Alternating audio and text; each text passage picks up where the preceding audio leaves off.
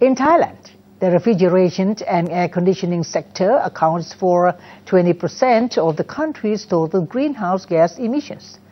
As the demand for cooling increases, the government is currently working with related organizations to employ climate-friendly and sustainable cooling solutions. So next break, we will talk with two guests from Thailand Refrigeration and Air Conditioning Nationally Appropriate Mitigation Action RAC NAMA from GIZ, who will tell us about the project that aims to decrease the greenhouse gas emissions and the training on safe use and handling of flammable refrigerants. Coming back after a short break. Welcome back to Thailand Today here on NBT World.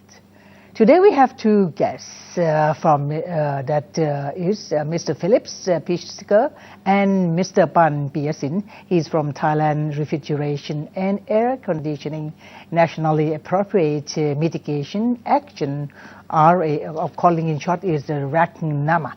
Under the GIS, who will tell us about the project that aims to decrease the greenhouse gas emissions and training on safe use and handling of flammable refrigerants. สวัสดีค่ะ สวัสดีครับ Welcome to Thailand today, sir. Well, so we would love to start off with the background of this long name, RAC NAMA. The project, please tell us about that. It's actually a project on cooling. When you look at Thailand, Thailand is one of the countries most challenged by climate change. It will be one of the countries that is most hit by it, or more than other countries. But also its quickly growing economy leads to an increase of greenhouse gas emissions from Thailand. And one of the most important sectors in this industry is the cooling sector. The cooling sector consists of production companies, of air conditioners, refrigerators, and so on, but also, of course, of commercial users like restaurants or supermarkets, and of course, private households like you and me, using air conditioners, domestic fridges to keep the food and our heads cool. As a layperson, again, I wonder if why it's so difficult for a person or for a country as a whole to switch it or to use of the refrigerant. Well, I would say it's actually not that much a policy decision. It's a huge developed industry. There are large industrial interests behind it.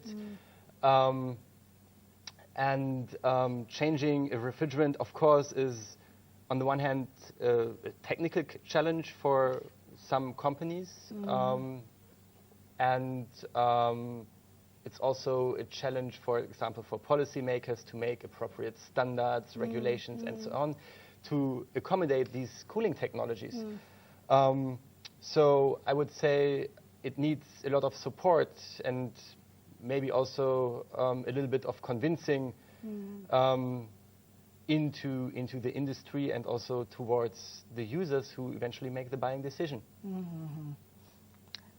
Maybe to us all, if it is, we talked about this earlier, that it will be a little bit of dangerous to use, you said, in comparing to what they're using at the presently. You know, so tell us about that. Why so the usefulness of having them and not having them? Yes, I mean, what we have seen is that the refrigerants are the gases that are used within the refrigeration cycle and that basically absorb the heat from the room and basically make it cold. That historically these were very environmentally unfriendly. They were damaging the ozone layer, then they were replaced by substances that now damage the climate. And due to the climate change discussions and actually the pressure now to act, we must come to the use of refrigerants that have almost zero impact on our atmosphere. And it is just I would say, technical fact that the more environmental friendly a refrigerant is, the higher its risk profile. That's kind of a natural law which is not to be changed. This project has been introduced already, or what? Have been used, or what? We have been working on this project for 3 years now. Oh, and we are at the phase that we reach out to private sectors and then convince them to convert their production line towards. Is there any company or anybody have done that? We work with 9 companies so far. Oh, really? Yes. Yeah. Only. Well, we need more, right? We would like to have more, big of course. conglomerate or what? Big one, like for example, Can you mention? they have a Sun Intercool, for example, it's a large producer. So that you see, because this is real, so important, and it's just useful, you know, in comparing to, you know, to add up anything. Yeah. Yes, I mean it's also the goal of this project. It's run not by ourselves, by GIZ. We are Germany's international development agency, so to speak. We always run projects jointly with ministries and political partners in the countries we are operating here in Thailand. It is the Ministry of Environment and the Ministry of Energy. So what are the objectives of the RAC Nama project? We would like to introduce natural refrigerants in Thai cooling industry, which is very important in this region and also in global scale, because Thailand is a big importer of cooling technologies. And the goal of this project, as we work with with Thailand, is to actually promote the Thai industry. So when you look among these 9 producers, those are not international companies. Those are Thai-owned or Thai-based company, except for one. We also work with one branch of Panasonic here in Thailand. But it's mostly Thai companies that now benefit from this program, that can receive financial support if they want to adopt these new technologies, which we support on technology transfer. And to which we also offer, for example, training for their technicians. So it's a rather comprehensive support package, I would say, to bring this technology into the Thai market, and that actually through making the Thai industry more competitive. I think it's high time to do that. It's high time to do that. You know, we should be proceeding with this, because Thailand, I mean, we've been many years, but it's just happened a few months ago. We have the dust particles, what's called PM2 or something. You know, that's for the first time that we see that much happening. Is that also part of it? Part of these usages of this releasing of this? Well, unfortunately, we cannot do much about PM 2.5. I mean, to cause the atmosphere. So that's also part of it, by releasing such gas or whatever. Now is a good time to do that because of PM 2.5. People are very aware of the environment. And for Thailand, who already export a lot of cooling technologies, this will increase competitiveness of the industry by a lot. So that's the reason why that now natural refrigerants could be one of the options for Thailand, but it could be a strong option in the future. So we see those companies that have now moved first basically had the feeling that the international markets, for example, like Europe, are pushing a lot towards eco-friendly technologies. And the idea behind this project always was that if we change how, for example, air conditioners and refrigerators are being produced, so what products come into the market, we can influence Thailand, we can influence its neighboring countries, because most of Thailand's export of such technologies goes into the ASEAN region, but we can also influence the markets worldwide. And we can create new business opportunities. Good, So yes. for many of the Thai companies, the European markets were, with the products they had so far, not really accessible anymore. And this gives them, I would say, a huge export opportunity in the future if they use it. I don't see why not using it. Well, no, because it just, this is, well, talk about awareness of the customers. Pricing. Price, yes. You see, so if that making one refrigerator increment like, okay, we buy 10,000 at the moment. So if that with the old type of thing. But how about if we change into this refrigerant thing at the project, how much more, how many percent can you say that approximately? The cost is about the same. The same. At the moment, it's still a little bit more expensive because the production numbers are not so big yet, and it's just the a matter of economy. When you scale up production, if you produce more, things become cheaper. So we see that the price is the same. You probably have in your kitchen at home, your refrigerator is probably already using it, because in household refrigerators it's already commonplace, and you will probably not even have mentioned. I think that's, I would say, a strength and a weakness of it. The weakness is that, or the strength is that people are not really concerned about what refrigerant is being used. And the weak side of it is that they are not aware of whether they buy very clean or not so clean technology. You better give medal for those who use it. Well, yeah, make it known. You may already have it in your home, actually. When you look at energy, label number 5 is a great example how to make people aware. With label number 5, people are well aware whether they have an energy efficient or not so energy efficient piece of technology, whether it's a fridge or a TV. Unfortunately, there is no such label for the use of refrigerant, for the chemicals. Why not? Put it. Well, you put number 5 and everybody start buying number 5. Right. That's one of the things we want to encourage in our program as well, in our project as well.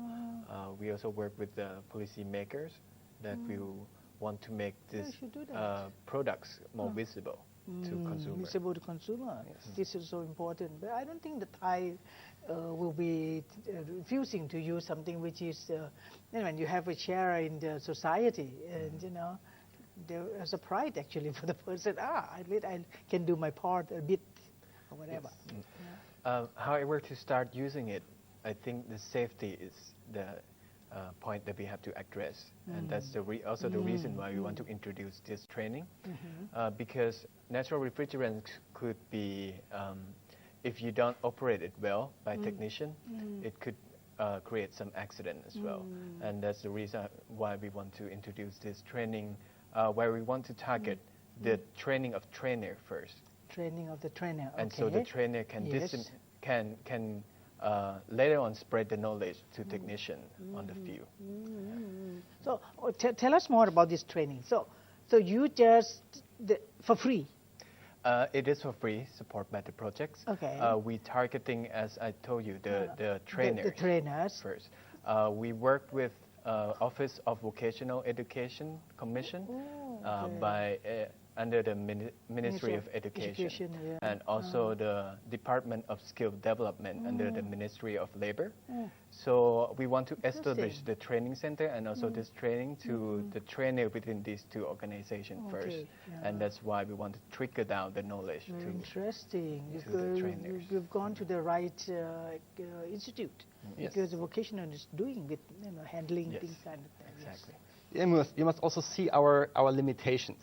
I mean, this project will be here in this country for 5 years with, of course, limited resources. We cannot be the ones that train the 10,000s of air conditioning technicians in this country, and it's really a large number of people doing this job.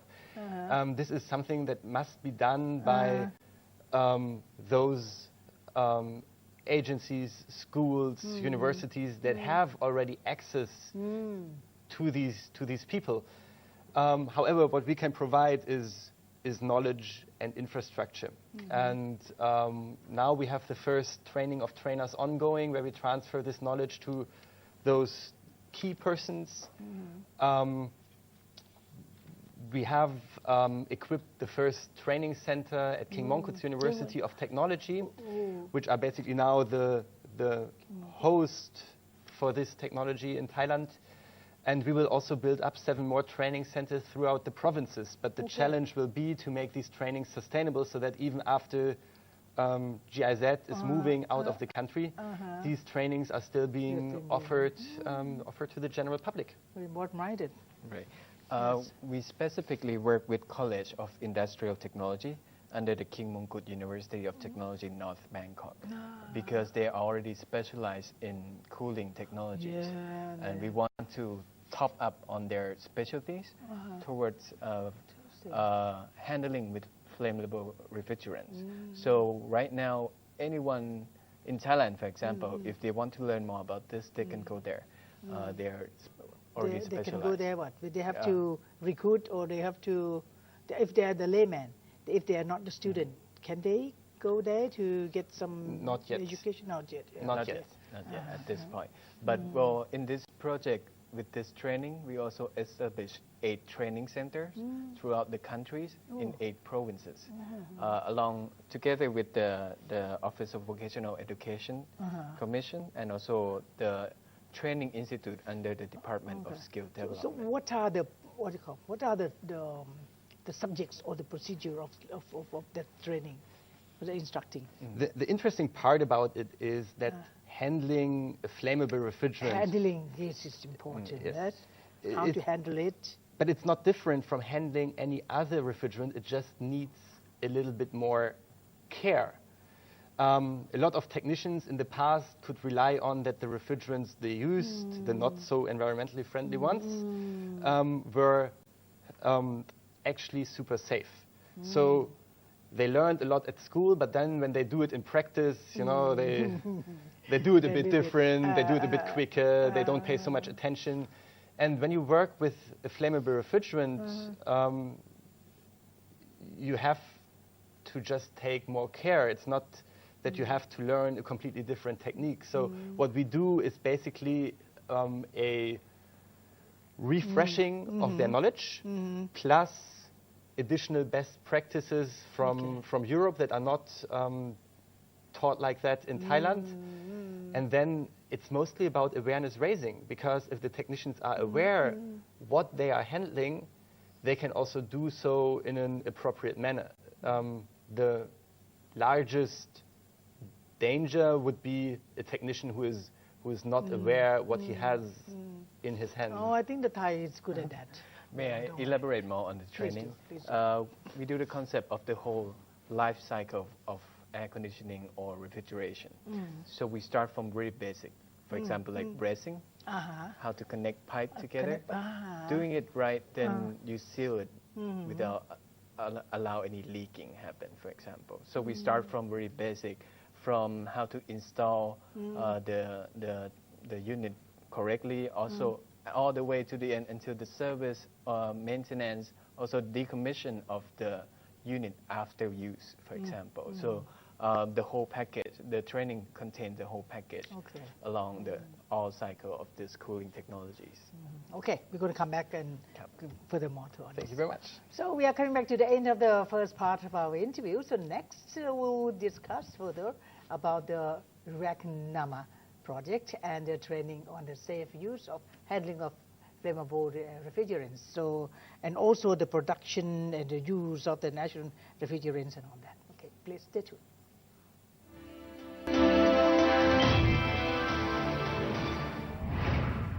Welcome back once again to our program, and we are still with our 2 guests who will tell us more about the RAC NAMA project. So, we left just now about the production. How will the production and use of natural refrigerants or green cooling, or rather green cooling help reduce energy consumption and global warming? Well, when you have a refrigerator or air conditioner, there are basically 2 ways in which they emit greenhouse gases that contribute to climate change. The first way is energy consumption. Once you plug it in, once you use it, you see your energy bill accumulating and drawing the money out of your pockets. Exactly. And the same way, it releases greenhouse gases into the atmosphere just by the power plants that are required to produce the electricity. The second source are the refrigerants. As I said in the very beginning of this interview, those are the gases that are circulating within the system and that are absorbing the heat from your room, from your refrigerator, whatever we are talking about. And our ambition is actually to tackle both, to have a technology which we call green cooling technology, which introduces climate-friendly, so-called natural refrigerants that minimize the environmental impact of the refrigerant gas, but at the same time allow to make very energy-efficient air conditioners and refrigerators. Is this actually unfortunate or fortunate, I don't know, but unfortunate for Thai people to a country we have no snow. We have no snow, we have this so we need a lot of that. So also when you work, you tend to have to cooperation with many organizations. So what are these? Maybe Mr. Project Manager can tell us about this. Well, we work with many Thai partners. Most prominent is Ministry of Resource, Natural Resource and Environment. We also work with Ministry of Energy as well, as we also tackle on energy issue as well. On training in particular, we also work with Ministry of Labor and also Ministry of Education in terms of giving out the knowledge on this natural refrigerants to Thai workforce as much as possible. So. Do they agree with it? Not all, unfortunately. I was wondering, because you're dealing with energy, everything. If you deal with these 5 or 6 agencies, institute, ministry, things would be better.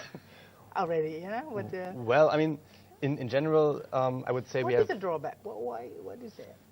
I mean, not the drawback. What is the point that they are not cooperating yet? They will, but... They are right now, actually. They cooperate rather well, I would say, compared to many cooperation, this kind of cooperation projects. Actually, everybody try to bring something to the table and contribute, actually. But to change something is, as we all know, is not that easy.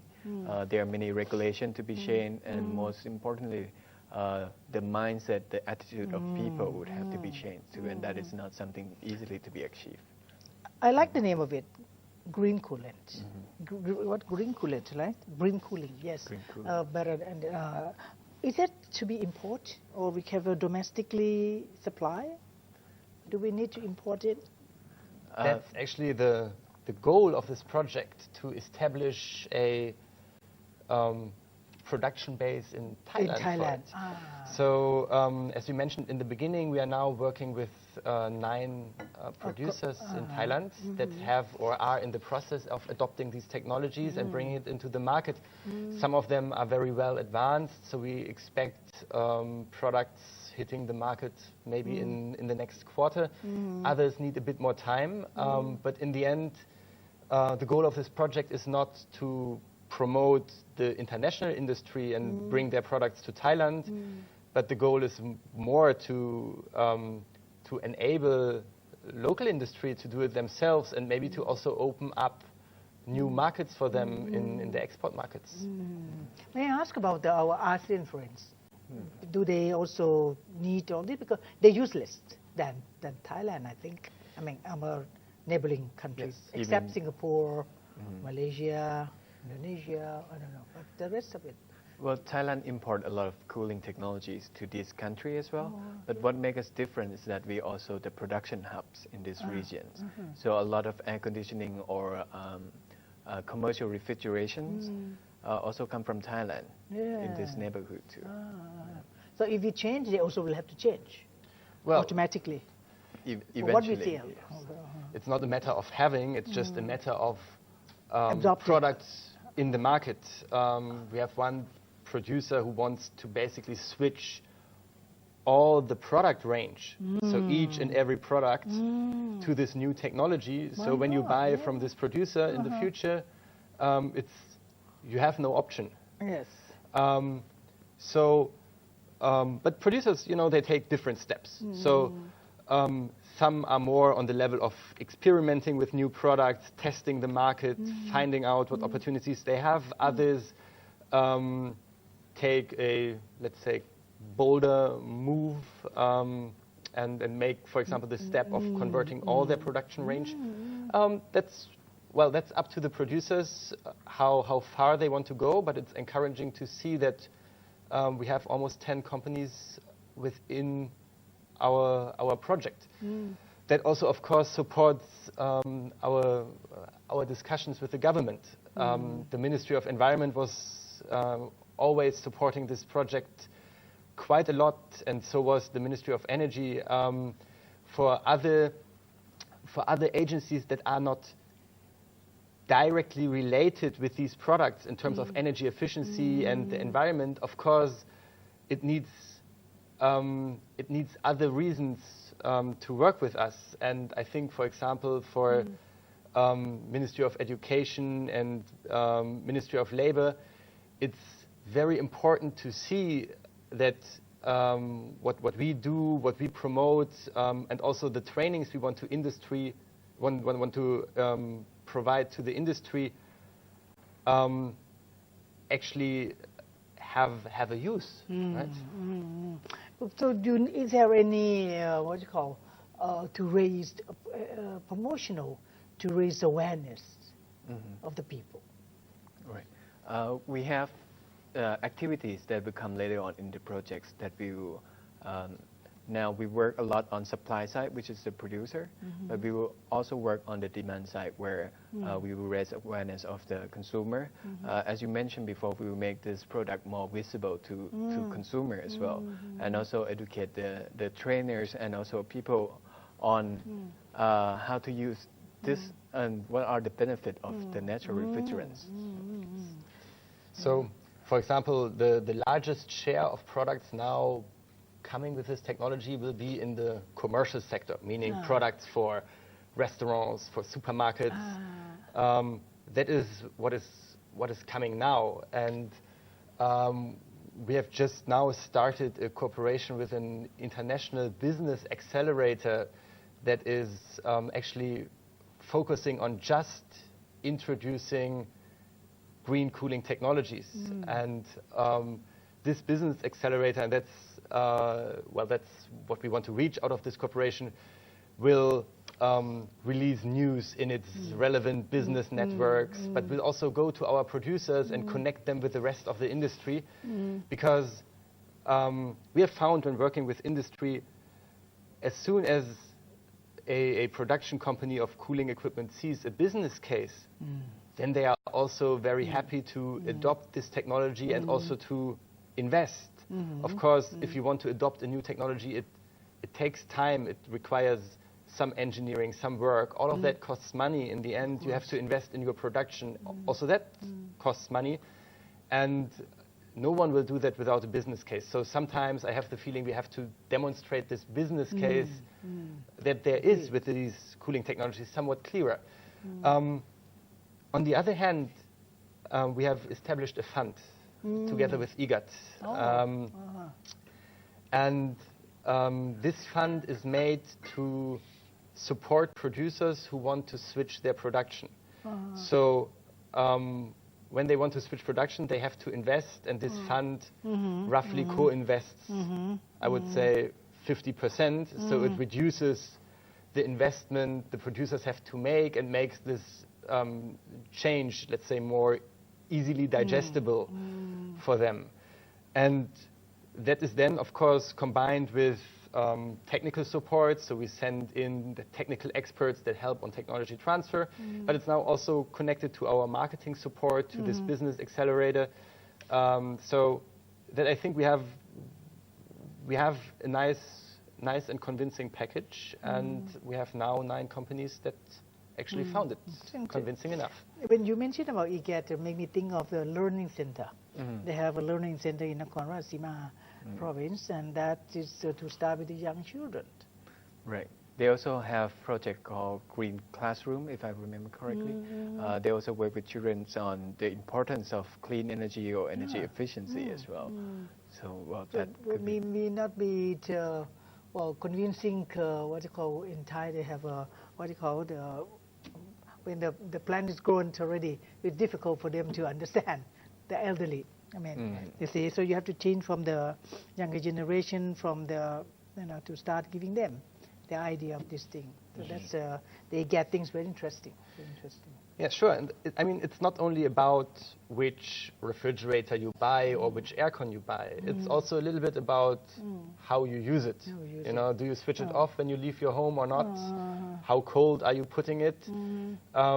So the buying decision at the beginning is of course one point, but then your very own behavior influences quite a bit how much you impact the environment. We have got all of these GISTA guys here who are dealing with tell us now that what is the best temperature setup? You probably know that, The government right now is, I think, promoting 25 degrees Celsius. But that's the consuming. 35 still consume a lot of energy. I mean, not a lot, but average. Yes, but it's recommend at 25. 25, yeah. I think in some government agency already encourage 26. Actually. Really, 26 with fan on, so reducing quite a lot. I have experienced that. You have experienced that. Yes, I mean sometimes I maybe should not walk with this suit into the office. You have Thai costume. Yes, you wear that. Right. Shade of formalities of doing that.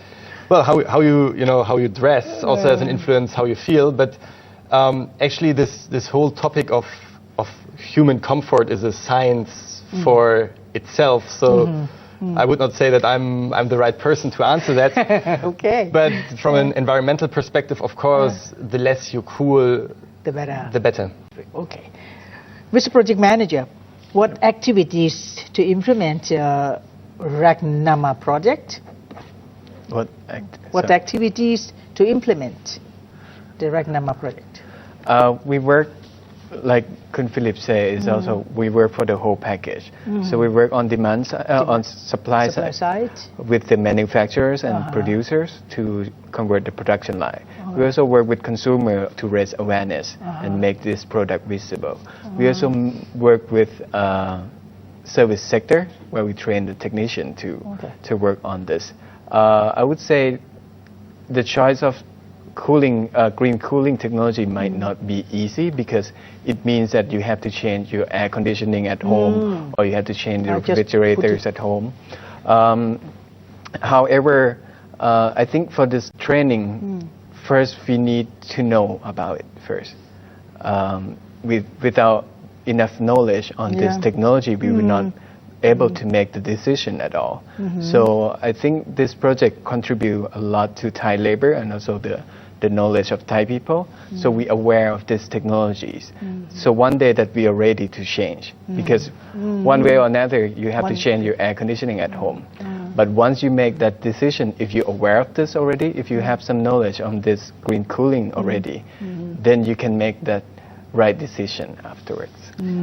Also, what you have to see is that, I mean, the technician is, I would say, at the front line. Is the person that is, many people ask when they buy a new aircon what to buy. It's also the person that does the annual maintenance, that does the installation. So the technician must be informed and the technician must be trusted. And the technician should be skillful to also do this work. So we see that technicians play a key role. But it's also a challenge because when you look into the cooling sector, you have a lot of technicians that are employed by service companies, and those are relatively easy to reach. You reach out to the company, and the company can send all the technicians to a training. But then there are a lot of independent technicians, self-made men, people who got a training on the job, and getting these self-employed technicians, and even more difficult, the so-called informal technicians, who do that once in a while for friends and family, to reach out to those is incredibly difficult. So any challenge or concerns about this matter? I would say to introduce the new technology, it also means you need to alter the perspective of the technician, and that is not something to easily done, because they've been working in certain way for their whole life, for example. Once you introduce new things, it means that you might have to wear proper protective equipment. You might not be able to wear sandal to consumer home to do the service, for example. You have to do it properly. Okay. And that's why we want to introduce the appropriate way to do this certain things. I mean, it's also, we have to change the heads and minds in an entire industry, but also in its surroundings. So, for example, of policymakers. The cooling industry for years was used to be not really under scrutiny. You know, they were not pushed to do things as the latest change of refrigerants was heavily supported by international donors. And now that we want to make a change where, for example, industry also invests themselves. We want to convince consumers to make different buying decisions. We also work with the government and hope to give these technologies a push from the policy side. And, well, convincing so many people, so many stakeholders is obviously not an easy process. Okay. Wish you all the best, sir. Thank you very much. For your undertaking. We're ending up our program with thanks to Mr. Philip Pritzker and Mr. Pan Piyasin. Thank you so much for being here and looking forward to see you again. Thank you very much. Thank you. We ending up our program and looking forward to see you and hope you enjoy the show. And thank you for watching Thailand Today. Swadika.